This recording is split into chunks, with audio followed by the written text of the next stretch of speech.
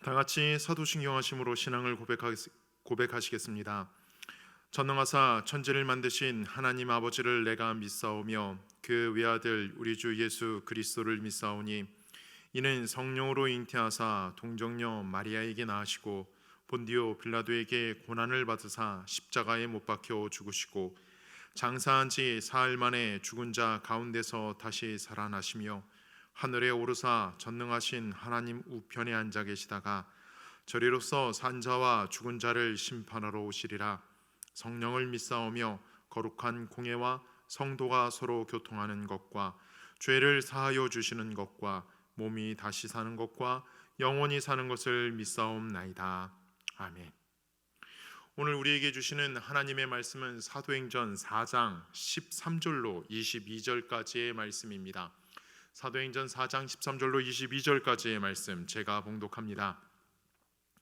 그들이 베드로와 요한이 담대하게 말함을 보고 그들을 본래 학문 없는 범인으로 알았다가 이상히 여기며 또 전에 예수와 함께 있던 줄도 알고 또 병 나은 사람이 그들과 함께 서 있는 것을 보고 비난할 말이 없는지라 명하여 공회에서 나가라 하고 서로 의논하여 이르되 이 사람들을 어떻게 할까? 그들로 말미암아 유명한 표적 나타난 것이 예루살렘에 사는 모든 사람에게 알려졌으니 우리도 부인할 수 없는지라. 이것이 민간에 덮어지지 못하게 그들을 위협하여 이후에는 이 이름으로 아무에게도 말하지 말게 하자 하고 그들을 불러 경고하여 도무지 예수의 이름으로 말하지도 말고 가르치지도 말라 하니 베드로와 요한이 대답하여 이르되 하나님 앞에서 너희의 말을 듣는 것이 하나님의 말씀을 듣는 것보다 옳은가 판단하라. 우리는 보고 들은 것을 말하지 아니할 수 없다 하니 관리들이 백성들 때문에 그들을 어떻게 처벌할지 방법을 찾지 못하고 다시 위협하여 놓아 주었으니 이는 모든 사람이 그 된 일을 보고 하나님께 영광을 돌림이라. 이 표적으로 병 나은 사람은 40여세나 되었더라. 아멘. 오늘 말씀은 사도행전 3장부터 시작된 그러한 말씀의 결론이죠.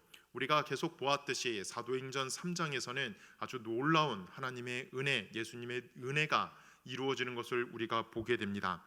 사도행전 3장에 사도 베드로와 요한이 이제 성전으로 올라가게 됩니다. 성전으로 올라가 성전에서 기도하기 위해 나갑니다. 그렇게 올라가던 중에 미문 앞에 이르러 나면서부터 걷지 못하는 사람을 만나게 되죠. 우리가 보았듯이 그 걷지 못하는 사람을 향하여 베드로가 이야기합니다. 은과 금은 내게 없거니와 내가 가지고 있는 이것을 내게 주노니 나사렛 예수 그리스도의 이름으로 일어나 걸으라. 베드로가 오른손으로 그의 오른손을 잡아 이끌어내자 그가 다시 걷기도 하고 뛰기도 하고 하나님을 찬송하였다라고 3장에서 기록하고 있습니다. 그러한 놀라운 일이 일어나자 이제 베드로와 요한은 솔로몬 행각에서 예수 그리스도를 증거합니다. 복음을 증거합니다. 예수 그리스도의 구원의 메시지를 증거합니다. 그러자 성전에 있는 경비병들이 그 둘을 잡아다가 베드로와 요한을 잡아다가 그렇게 장로들 앞에 이끌고 가죠. 하루 동안 가둬 놓았다가 다음 날 대제사장과 장로들이 공회를 열어서 베드로와 요한을 신문을 합니다. 그리고 오늘 우리가 읽은 말씀이 그 신문의 말미에 해당하는 말씀이죠. 질문당하는 그들의 모습을 보고 신문당하는 그들의 모습을 보고 오늘 말씀은 이렇게 시작하고 있습니다. 그들이 베드로와 요한이 담대하게 말하는 것을 보았다라고 시작을 하고 있습니다. 담대하게 증거하였다고 합니다. 이전에 이들은 그러지 못했습니다. 이들이 어떠했습니까? 이들은 십자가 앞에서 두려워하였고 도망갔었습니다. 그런 그들이 이제 공회 앞에서, 사내들인 공회 앞에서 예수님을 고발하고 예수님을 십자가에 못 박히게 한 그 대제사장들과 장로들과 사두개인들과 바리새인들 앞에서 당당히 서서 예수 그리스도를 증거하고 있는 것을 오늘 말씀을 통해서 우리가 보게 됩니다. 오늘 우리는 베드로와 요한의 모습을 통해서 하나님께서 주시는 메시지를 건져 올릴 수가 있습니다. 우리에게 주시는 그 메시지를 건져 올릴 수가 있습니다. 먼저 오늘 우리에게 주시는 메시지는 성령님은 복음 증거자를, 복음 전파자를 담대하게 하신다는 것입니다. 여러분, 베드로와 요한이 담대하게 예수 그리스도를 전하는 것에 대하여 대제사장들과 장로들 그리고 공회 사람들은 놀랐다라고 그렇게 표현하고 있습니다. 왜 놀랐습니까? 베드로와 요한은요, 사실 많이 배운 사람이 아닙니다. 오늘 우리가 보았듯이 13절의 말씀에서도 베드로와 요한은 학문이 없는 줄을 알았다라고 그렇게 이야기하죠. 학문이 없다라는 것은 많이 배우지 못했다라는 이야기도 되지만은 율법에 대해서 전문적으로 공부하지 못했다라고 이해를 할 수가 있습니다. 율법을 알지 못하는 사람, 쉽게 얘기해서 하나님에 대해서 잘 알지 못하고 하나님의 은혜에 대해서 논리적으로 설명할 수 없는 그들이 하나님의 은혜를, 하나님의 역사를, 하나님의 말씀을 담대히 증거하는 것을 보고 놀랐다는 것이죠. 그런 그들이 이전에 없었던 담대함으로 아주 뛰어난 설교를 합니다. 이전에 그들은 어떤 사람이었습니까? 예수님 십자가 앞에서 도망갔던 사람입니다. 두려워 떨었던 사람입니다. 예수님을 부인했던 사람들입니다. 그런데 그들은 이제 담대함으로 나가 예수를 증거하고 있는 것입니다. 그 이유는 무엇입니까? 바로 성령님의 역사하심 때문이죠. 성령님이 그들과 함께 하시기 때문에 그렇게 담대하게 증거할 수 있는 것을 보게 됩니다. 여기 우리 말씀에서 보면은 담대하게 말을 하다, 담대하다, 이 말은 정확한 의미는 원래 뜻은 이런 의미라고 합니다. 자유롭게 의견을 말하다, 친구들 사이에서 거침없이 말하다. 왜 우리 친구들 사이에서는 스스럼 없이 아주 거침없이 이야기를 하지 않습니까? 그렇게 친구들과 대화하는 것처럼 그렇게 거침없이 이야기한다라는 원래의 의미가 있다고 합니다. 그런데 사도행전뿐만 아니라 신약 성경에서는 이 말이 아주 자주 등장하고 있습니다. 사도행전뿐만 아니라 신약 성경에서 이 말은 그 이상의 의미가 있다는 것이죠. 그것은 바로 사람이 파악할 수 없는 힘으로 그들이 말하고 있다는 것입니다. 실제적으로 인간의 눈으로 보면은 그들은 범인입니다. 인간의 눈으로 보면은 그들은 보잘것없는 사람입니다. 그런데 그들이 인간이 알 수 없는 능력을 가지고 이야기를 하고 있다는 것입니다. 이들의 말은 매우 분명했습니다. 마치 누가복음 21장 15절에 예수님의 약속이 이루어진 것을 보여주게 되죠.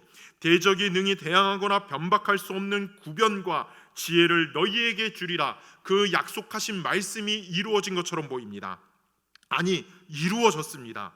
이렇게 사도들이 십자가에 달리시고 부활하신 그리스도를 거침없이 명백하고 담대하게 증거할 수 있었던 것은 주님이, 성령 하나님께서 지금 사도들 안에서 결정적으로 말씀하고 계시기 때문이었습니다. 이들이 담대히 말한 것이 무엇입니까? 다른 것이 아닙니다. 바로 예수 그리스도입니다. 예수 그리스도의 이름입니다. 이들은 오직 예수 그리스도의 이름만을 자랑한 것입니다. 성령님과 동행하는 사람은 누구를 자랑하는 사람입니까? 바로 하나님을 자랑하는 사람입니다. 예수님을 자랑하는 사람입니다. 예수 그리스도를 증거하는 사람입니다. 사도 베드로와 요한이 주님을 의지하여 주님을 증거할 때 하나님께서는 그들을 거침없이 말하게 하셨습니다. 여러분, 이러한 두 사도의 모습, 사도행전에서 여러 모습으로 나타나게 되죠. 이러한 두 사도의 모습, 사도행전에 나오는 이 베드로와 요한의 모습뿐만 아니라 사도 바울 그리고 많은 믿음의 선진들이 이렇게 거침없이 복음을 증거한 것을 우리는 보게 됩니다. 그리고 사도행전 마지막에는 어떻게 사도행전을 끝맺고 있습니까? 복음이 갇혀 있지 않고 거침없이 전파되었다라고 끝내고 있는 것을 보게 됩니다. 여러분, 어떨 때는 복음이 멈춰서는 것 같아 보이지만은 언제나 복음은 거침없이 전진하고 있습니다. 지금 이 순간에도 복음은 거침없이 전진하며 구원의 은혜를 펼치고 있는 것을 우리는 기억해야 합니다. 이들처럼 언제나 성령님과 동행하기를 소망하기를 바랍니다. 성령님과 동행하며 거침없는 복음의 증거자가 되는 저와 여러분이 되기를 기원합니다. 두 번째 우리에게 주시는 메시지는 예수 그리스도의 증인이 되라는 것입니다. 다른 것의 증인이 되는 것이 아니라 바로 예수 그리스도의 증인이 되라는 것입니다. 사내들인 공의회는 살아있는 하나님의 역사를 보고도 예수 그리스도를 부정하고 있습니다. 지금 나면서부터 걷지 못하는 사람이 일어나 걷고 뛰고 하나님을 찬송하는 그러한 은혜의 역사를 보고도 이들은 애써 외면하고 있는 것을 우리는 말씀 속에서 보게 됩니다. 그들은 사도들에게 이야기하죠. 다시는 예수의 이름으로 말하거나 가르치지 말라고 아주 경고를 합니다.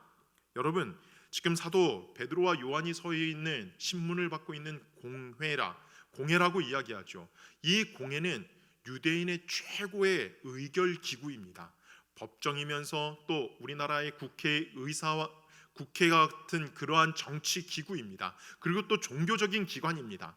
그 최고 의결 기구 앞에서 경고를 받고 있는 것입니다. 여러분, 얼마나 두렵고 떨리겠습니까? 평범한 사람이 그러한 권력기관 앞에서 신문을 받고 있다면 얼마나 두렵고 떨리겠습니까? 그 위압감은 대단했을 것입니다. 하지만 베드로와 요한은 그들의 협박에 조금도 굴하지 않았습니다. 왜요? 사도들은 사내들인 공의의 권위보다 하나님의 권위를 더욱더 두려워했기 때문입니다. 베드로와 요한은 사람의 말을 듣는 것보다 하나님의 말씀을 듣는 것에 순종하는 것이 더 중요했다라고 믿었습니다. 그러니 담대하지요. 우리에게 향하신 하나님의 뜻은 무엇입니까? 바로 이들처럼 담대하게 예수 그리스도의 이름을 증거하는 것입니다. 왜요? 예수 그리스도의 이름에 구원이 있으니까, 예수 그리스도의 이름에 능력이 있으니까 그 예수 그리스도의 이름을 전파하는 것입니다. 그 누구도 하나님의 뜻을 막을 수가 없습니다. 막강한 권위를 가진 사람들이라 할지라도 하나님의 뜻을 막을 수는 없습니다. 계속되는 말씀을 보면 사도들은 엄청난 핍박 속에서도 복음을 전했습니다. 아주 담대했습니다. 왜요? 하나님이 그들과 함께 하시기에, 하나님이 그들과 함께 하시기에 진리의 복음을 전하는 자들은 거침없이 복음을 전했던 것입니다. 하나님이 함께 하시기에 진리의 복음을 전하는 자들이 기억할 것은 무서운 핍박과 고난 가운데서도 성령 하나님께서 함께 하신다는 것을 기억하시기를 바랍니다.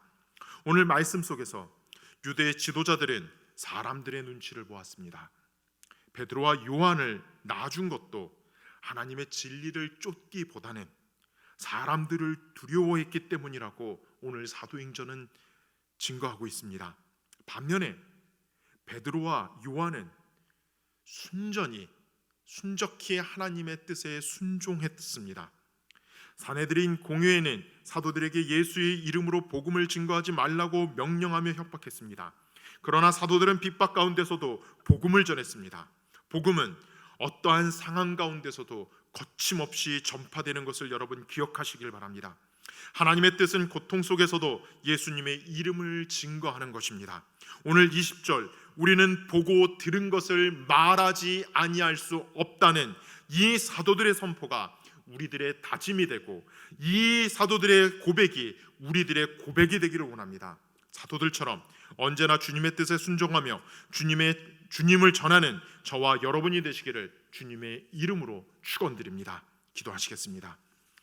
사랑과 은혜가 많으신 하나님, 오늘 사도 베드로와 사도 요한이 담대히 복음을 증거하고 예수 그리스도를 증거했던 모습을 봅니다. 이들의 모습이 우리들의 모습이 되게 하여 주시옵소서. 우리는 보고 들은 것을 말하지 아니할 수 없다 하는 그들의 선포가 우리들의 선포가 되게 하여 주시옵고, 우리들의 다짐이 되게 하여 주시옵고, 우리들의 고백이 되게 하여 주시옵소서. 날로 복음 전도가 힘들다고 이야기합니다. 날로 교회에서 주님을 전하는 일이 힘들어지고 있는 시대입니다. 그 힘들어지고 있는 이 시대 속에 더욱더 주님의 사랑을 증거하는 저희들 되게 하여 주시옵소서. 우리에게 주신 그 사랑을 말하지 아니할 수 없게 하여 주시옵고, 저희들 매 순간마다 주님과 동행하며 복음 증거하는 그러한 은혜의 사람들 될 수 있도록 역사하여 주시옵소서. 이 모든 건 예수 그리스도의 이름으로 간절히 기도하옵나이다. 아멘. 다 같이 주님 앞에 기도의 자리로 나오겠습니다.